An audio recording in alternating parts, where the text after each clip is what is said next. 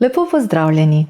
Sem Darinka Kamenšek in predavam predmet Računovodsko poročanje po mednarodnih standardih računovodskega poročanja. To je izbirni predmet v 3. letniku dodiplomskega študija. Komu bi lahko bil predmet zanimiv? Vsem tistim, ki ste zaposleni v velikih organizacijah, ki izdelujejo konsolidirane računovodske izkaze in morate uporabljati mednarodne standarde računovodskega poročanja. Pri predmetu želimo predvsem osvetliti ključne razlike med slovenskimi računovodskimi standardi in mednarodnimi standardi računovodskega poročanja.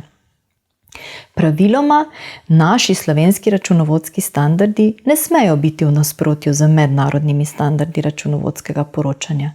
Kljub temu pa zaznavamo veliko razlik, ki jih želimo pri predmetu osvetliti.